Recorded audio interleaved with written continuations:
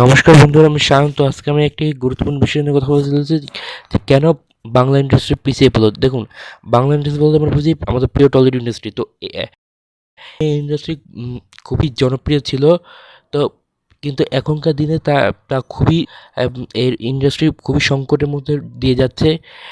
তো প্রথমত যদি বলি, একসময় সত্যজিৎ রায়, মৃণাল সেন, ঋত্বিক ঘটক থেকে শুরু করে উত্তম কুমার, সৌমিত্র চট্টোপাধ্যায় অভিনেতা, তারপর চলচ্চিত্র পরিচালকরা ছিল। কিন্তু উম আর এদের পারফরমেন্স পুরো বাংলা ইন্ডাস্ট্রিকে সারা বিশ্বে অন্যতম একটা মাত্রা দিয়েছিল।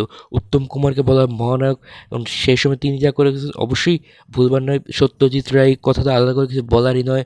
তারপর ঋত্বিক ঘটক রয়েছে, মৃণাল সেন রয়েছে। তো এদের সত্যি বাংলা ইন্ডাস্ট্রিতে কোনোদিনও ভোলা যাবে না। বাংলা ইন্ডাস্ট্রিকে যে পুরো ইন্ডিয়ার মধ্যে যে একটা পরিচিতি এরাই এনে দিয়েছিল। একসময় পুরো মানে সারা ভারতবর্ষে যে কোনো ইন্ডাস্ট্রির তুলনায় বাংলা ইন্ডাস্ট্রির কাজ অনেক বেশি উম, উম, ভালো ছিল। কিন্তু আস্তে আস্তে যখন উত্তম কুমারের মৃত্যু, পুরো জিনিসটাই অন্য ঘুরে যায়। তখন বাংলা ইন্ডাস্ট্রি একটা সংকটের মধ্যে চলে দিয়ে যায়।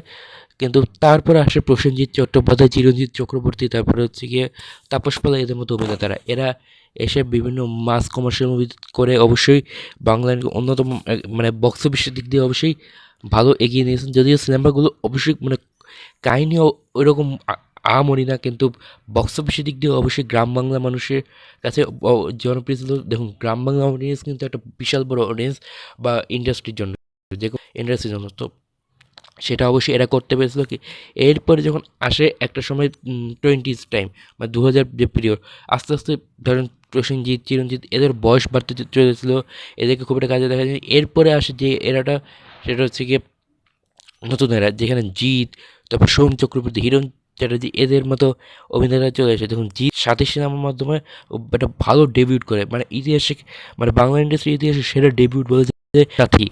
এরপরে সোম, হিরো অবশ্যই অনেকেই চলেছে, আসতে পেরেছে।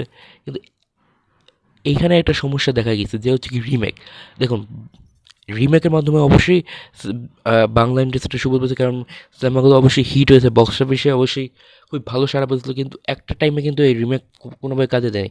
দেখুন, যখন সাউথ ইন্ডিয়ান মুভিগুলো দেখা শুরু করলো, বেশ আল্লু অর্জুন, মহেশ বাবু এদের মুভিগুলো যখন টিভিতে ব্রডকাস্টিং হলো, তারপরে আস্তে আস্তে সিনেমা হলো, রিলস পাওয়া শুরু হলো, তখন বাংলা ইন্ডাস্ট্রি কিন্তু খুবই মানে যুগটা আস্তে আস্তে শেষে। এমনকি এই প্রভাবটা শুধু বাংলাদেশ পড়েছে তেমন না, বলিউডও পড়েছে। তো এদিক দিয়ে বলা যায় হচ্ছে গিয়ে খুবই একটা খারাপ অবস্থা দিয়ে যাচ্ছিলো।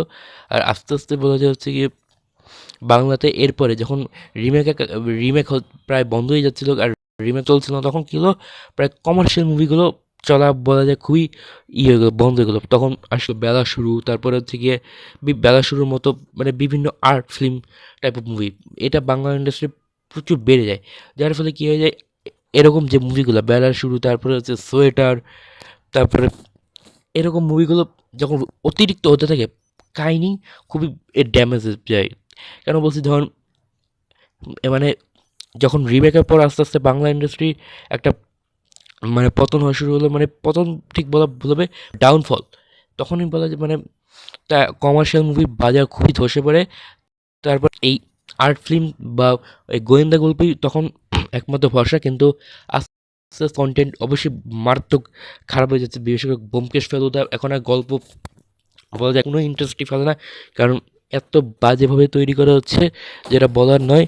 মানে অ্যাকচুয়ালি বক্স অফিসের জন্যই করার কারণে মানে কন্টেন্ট আর বলার কিছু নেই ব্যোমকেশ ফেলুদা। তাছাড়া যদি বলি বিভিন্ন ধরেন যে সিরিয়াল টাইপ অফ মুভি যেগুলো আছে, মানে যেগুলো ফ্যামিলি ড্রামা, সেগুলো কিন্তু ধরেন হচ্ছে বাংলা ইন্ডাস্ট্রি মানে একটা হিট রেশিও আছে, কিন্তু ইন্ডাস্ট্রি কিন্তু বড় হচ্ছে না। দেখুন, ওইগুলো বাজেট 2-3 কোটির মধ্যে থাকে। এর হয়তো শুটিং সর্বোচ্চ 1 মাসের মধ্যে শেষ হয়ে যায়। যার ফলে ওইটা ধরেন হল থেকে 2-3 কোটি বাজেটের মুভি 4-5 কোটি কামালেই ধরুন হচ্ছে গিয়ে পুরো হিট ডিক্লেয়ার হয়ে যায়। ধরুন এর ফলে বাংলা ইন্ডাস্ট্রি বড় হতে পারছে না, এটাও একটা বড় কারণ। আরেকটা বড় কারণ হচ্ছে গিয়ে স্টার তৈরি না হওয়া। বাংলাতে ধরেন হচ্ছে গিয়ে জিতের পর বা সোম চক্রবর্তী এদের পর কিন্তু কোনো নতুন স্টারই তৈরি হয়নি, যেটা সত্যিকারের কথা।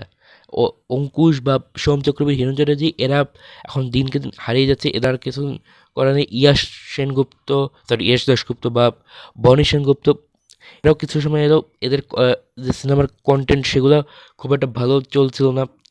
আর যারা মাঝে মধ্যে কিছু সিরিয়াল অভিনেতারা আসে, কিন্তু তারা কয়েকদিন কাজ করার পর আবারও সেই সিরিয়াল, তো এভাবে কোনোভাবে একটা ইন্ডাস্ট্রি এগোতে পারছে না। আর ইন্ডাস্ট্রির মধ্যে যে বড় কথা, একতা নেই, ইউনিটি নেই বাংলা ইন্ডাস্ট্রির মধ্যে। এটাই আর একটা বড় কারণ যে বাংলা ইন্ডাস্ট্রি ডাউনফলের পিছনে। তো অনেকগুলো কারণই রয়েছে, আজকে এই কারণগুলি বললাম। তো এই হলো ভিডিওতে, এখন তো ভাই দেখা হবে পরে ভিডিওতে। আর যে চ্যানেলটিতে নতুন প্লিজ লাইক কমেন্ট সাবস্ক্রাইব করে অবশ্যই পাশে থাকবেন। তো বাই।